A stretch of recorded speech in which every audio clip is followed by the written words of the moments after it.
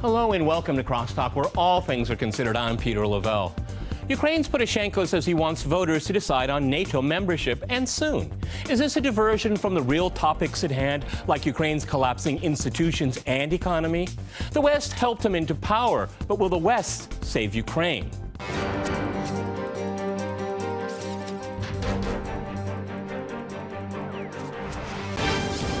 To crosstalk Poroshenko's push for NATO membership, I'm joined by my guest, Cheryl Schwenninger in New York. He is the director of the World Economic Roundtable at the New America Foundation. In Columbus, we have John Quigley. He is a professor emeritus at Ohio State University who dealt with the Crimea issue at the request of the U.S. State Department. And in Paris, we cross to John Laughlin. He is director of studies at the Institute of Democracy and Cooperation. All right, gentlemen, crosstalk rules in effect. That means you can jump in anytime you want, and I very much encourage it. John, if I can go to you first in Paris. Poroshenko is very keen on NATO membership. Now, is that a relation? Is that because of the dire economic situation in Ukraine, and with winter is setting in, there is no Russian gas going to Ukraine right now. They can't afford it. Or is this, something coming from Washington, or a combination? No, it comes definitely from Washington and from Brussels, and no one should be surprised about this move. NATO membership and rapprochement with the West, or inclusion in the West in one form or another, but including with NATO, was always on the agenda. And this point, I think, was sometimes overlooked. In the association agreement with the European Union that Ukraine eventually signed after the Maidan revolution in March, it was signed in March, in that association agreement, it requires Ukraine to make its foreign and security policy converge with the common foreign and security policy of the European Union. Well, since the Lisbon Treaty of 2010, the common foreign and security policy of the European Union is itself aligned with that of NATO and may never diverge from that of NATO. So by signing the agreement in March, Ukraine brought itself in line with NATO already, including in military policy. And the fact that its government is now thinking of actually joining the alliance, in spite, by the way, I might say, of denials by many people in the West that this would ever happen, the fact that it's now seeking to actually join it formally only brings into relief what, in fact, was always on the agenda from the very beginning of the Ukraine crisis. Okay, let's go to New York. Cheryl, do you agree with that? Because, if you look at public opinion polls before the crisis started, let's say a year ago, there's consistently Ukrainian public opinion was against NATO membership. They wanted neutrality, non-alignment. But with the coup and with the return of Crimea to Russia, and for all intents and purposes, the separation of the Donbass, I suppose maybe the numbers are now in Kiev's favor. Maybe this was what it was all about from the beginning. Yes, well, I do think there has been a bit of a sea change in Ukrainian attitudes, but that's been driven mostly by the leadership in Kiev. And while there are certain groups in the West, in the U.S. particular, that would like to push Ukrainian membership in NATO, I think the principal drivers are the leadership in Kiev. And it's not a helpful move. This obviously has been one of the main worries of Moscow. It violates the spirit, I would argue, of the post-Cold War settlement. And today it's a huge disruptive diversion. Yep. Of the serious economic and political conditions in Ukraine. Ukraine is a deeply divided country, politically, economically. It's on the verge of economic collapse. The last thing we should be introducing into discussion is an explosive issue such as NATO membership. We ought to be looking at ways of solidifying the various ceasefires. The one that was recently announced maybe is putting the ceasefire back into place, and we need to address the serious shortcomings in the in the political reform and economic yeah, but reforms let me go to that John. the Let me go to Kiev John. membership has proposed. I agree with you, but nobody wants to do that. I mean, I've been talking about this for months and months and months, and there's no rational discussion going on in Washington. Let me go to John in Columbus here. When I look at Poroshenko's words, he wants, the West to take care of Ukraine now, to pay for Ukraine, to protect Ukraine. And almost to the point where in Western media, people think Ukraine already is a member of NATO the way they talk about it. Yes, I think it's rather odd that President Poroshenko is now seemingly pushing towards more a rapid affiliation with NATO, because that hasn't been his position all along. So it may well be that he's being pushed by the West. I think he may also be in the situation of being pushed by some political forces within Ukraine. And as Cheryl said, it is especially difficult now that Crimea is not part of Ukraine and that the Donbass is factually at least separate. It means that what is left is the opinion in the central and western parts of Ukraine. Okay, Cheryl, if I go back to you in New York, but if you look at the NATO treaty very carefully when it comes to the clauses dealing with membership, Ukraine is in no way, shape, or form eligible at all for NATO membership because it has territorial disputes with its neighbors, namely Russia. So how in the world can rational, legal minds in the West be thinking about NATO membership for this country that is on the state of collapse and has hostilities going on within its borders? Go ahead. It does border on irresponsibility to be raising the issue at this time. Not only does it have unsolved territorial disputes with its neighbors, itself is in the middle of a civil war and with deep political divisions. As you pointed out, until recently, NATO membership was opposed by a great majority of Ukrainians, including some Ukrainians in the west and central parts of the country. Moreover, I worry that NATO membership and even talk of NATO membership is an invitation for the leadership in Kiev to act irresponsibly, to take risk or try to gain leverage and not to direct the political issues that have to be faced in dealing with the eastern and southeastern parts of Ukraine, because there are some really legitimate concerns and disputes there that have to require compromise. And I worry that NATO membership is an excuse to act irresponsibly and not face up to those political and as well as economic failings. Okay, let me go to John Laughlin here, but that would just be a continuation of policy, Western policy towards Ukraine for the last year. Irresponsibility, because there are certainly people in Washington that would love to have a conflict with Russia and use Ukraine as the conduit. Go ahead, John. That's very strongly my view. I totally take what the other speakers have said about why Kiev wants this, and I very much take the last point that was made about the moral hazard that will be created. The speaker didn't use that word, but I'll use it. Of course, it encourages irresponsibility, but my very firm view is that this is being driven by Washington and Brussels. Since the spring, since at least April, General Breedlove, the Supreme Commander of NATO in Europe, has been making the most hawkish remarks against Russia. And my firm belief is that the whole Ukraine crisis, going back to even before the Maidan coup, in other words, going back to November 2013, was in a sense stimulated and aggravated in order to have a confrontation with Russia. I believe that the West needs a confrontation with Russia for two reasons. Firstly, to shore up the European Union, which of course is in a state of internal collapse with the euro, and for which public support is hemorrhaging away, as we've seen in the European elections, and also to create support, at least in the minds of these people, who are crazy in my view, but the idea is to create support for the further consolidation of the Western Bloc through the creation of a transatlantic free trade zone. Victoria Nuland, the Assistant Secretary of State, who played a key role in the Maidan events, said in November 2013, 2 weeks before the Vilnius summit, that there needed to be a transatlantic renaissance.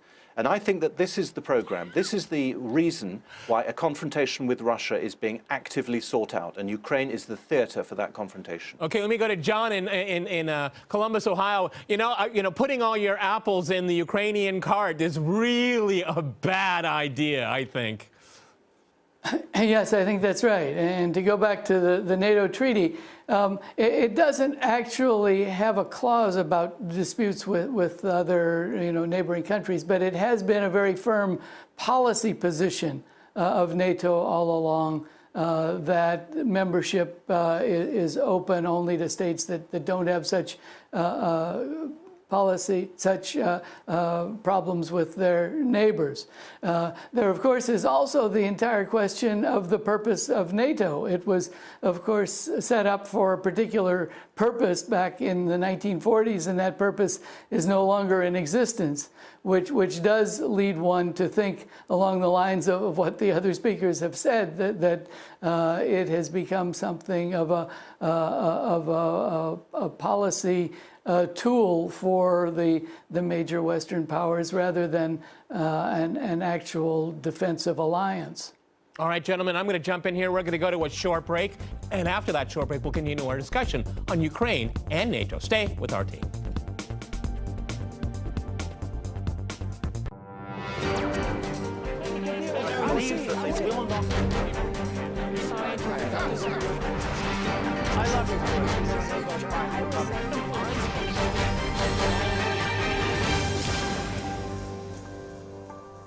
Welcome back to Crosstalk, where all things are considered. I'm Peter Lavelle. To remind you, we're discussing President Poroshenko's push for NATO membership.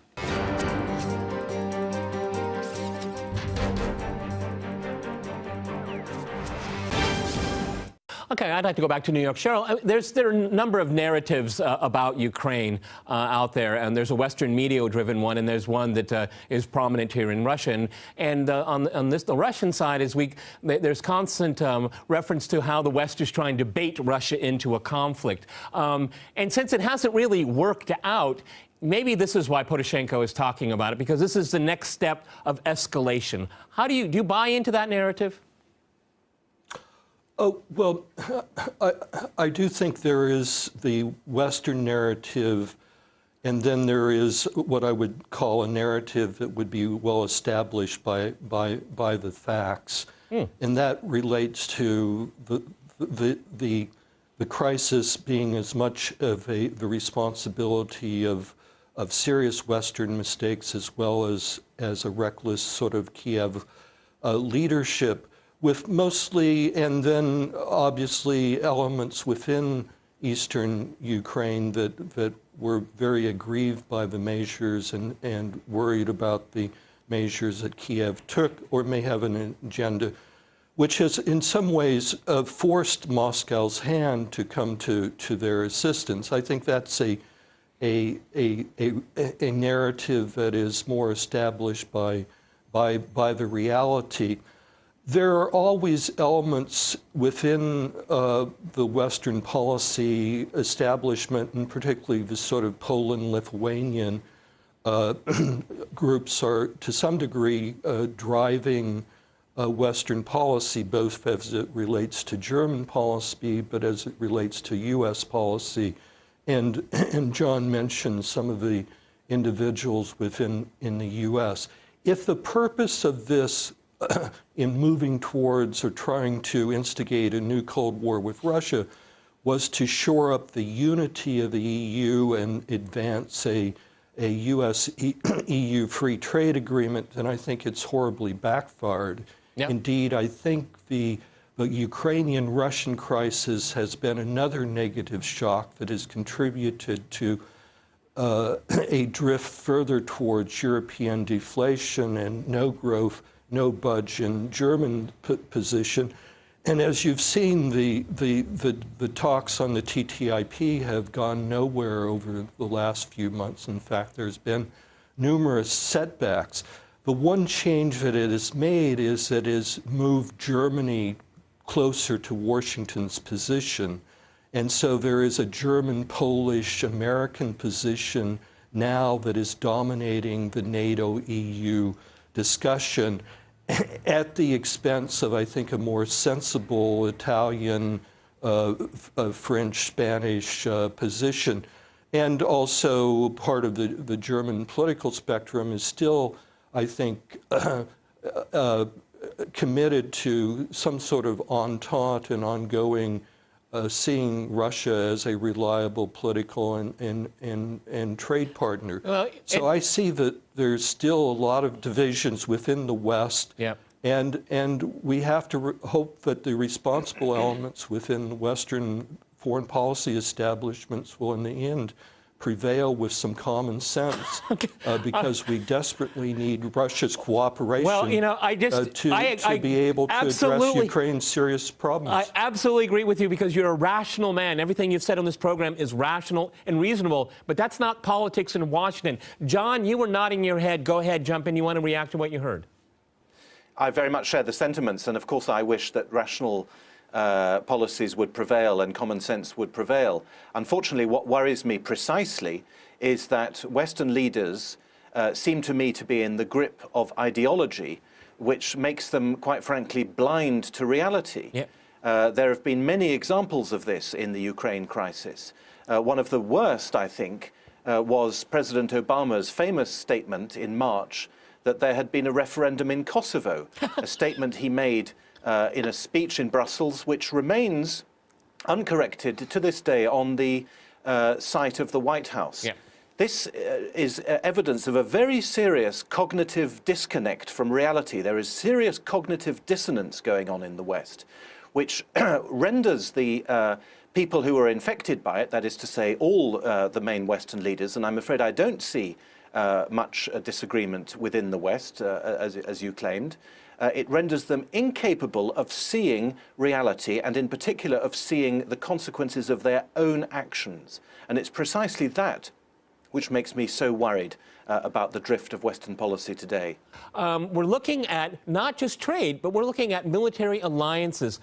This is, when the Russians say it's a red line, John, they mean it, not like Obama. Yeah, I mean, one of the elements of this cognitive dissonance that I now believe infects Western policymaking is the inability to see how one's own actions are perceived. NATO for a long time, along with the other Western institutions, sees itself as a politically neutral, value-based organization. It sees the choices that are made in its favor as free ones, and any other choices as ones either arising from stupidity or from constraint. That means that you're right in your question, Peter, to suggest that Russia, in order to prevent this, must make the Westerners understand what is at stake. And that does indeed mean taking some kind of proactive response. Of course, one shudders to think of there being any actual conflict which, between NATO and Russia could assume absolutely terrible proportions. But there could, of course, be, as it were, non-conflictual responses, such as, for instance, the deployment of missiles to Kaliningrad. But the fact is that one way or the other, any talk of integration of Ukraine into NATO, or even of any closer association, which has already well established such talk, is of course going to represent a massive escalation of the conflict in Ukraine itself. Cheryl, if I go to you in New York, it seems to me it ends up being kind of a self-fulfilling prophecy, because the Western media narrative is Russia is aggressive, Russia is assertive, but if we see NATO making more overtures towards Ukraine, Russia will have to react. You see what I'm saying? And then say, see, they're aggressive. But it would be because it was a reaction to what NATO did. But you wouldn't get that in the Western narrative. Go ahead. Yes, I think that's been the driving dynamic, the dominant logic of this since February, or even before February, with the coverage of the Maidan demonstrations, and it's predominated, and the narrative has gotten established, and it'll be very difficult to reverse. But occasionally, reality does enter the picture and even force the people with the most cognitive dissonance have to reckon with that. And that's, of course, what happened in the period from June to November. Washington opposing France and Germany encouraged Poroshenko to reject a ceasefire at that point, and Kiev escalated their so-called anti-terrorist operation, only to provoke a stronger response in terms of Russia supplying the Russian separatists in the east. And Kiev forces suffered a serious military setback on top of an economic setback. Reality sunk in, and President Putin stepped in with, I think, a very wise and sensible ceasefire and peace plan. The only problem is that the West, the United States, and NATO, and the Kiev leadership does not want to be bound by that peace plan in a serious way. It doesn't want to move affirmatively.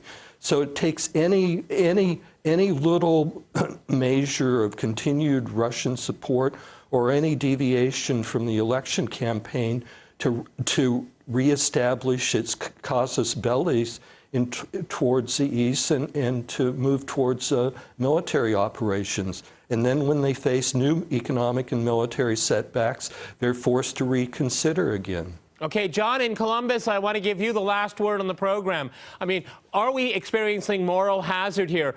These are the kind of people in Kiev the West really should be trusting with a military alliance? Again, we're not talking about, you know, a trade of Legos and apples. This is serious business. Should we trust them?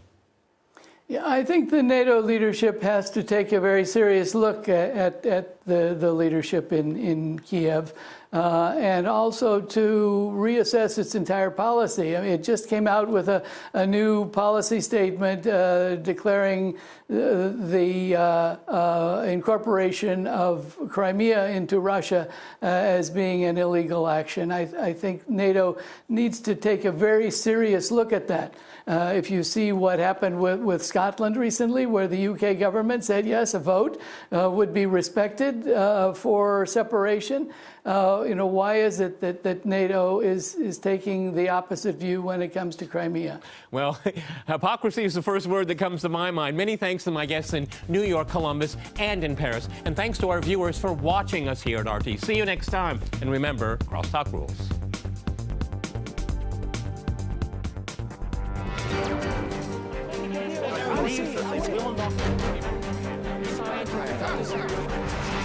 I love it.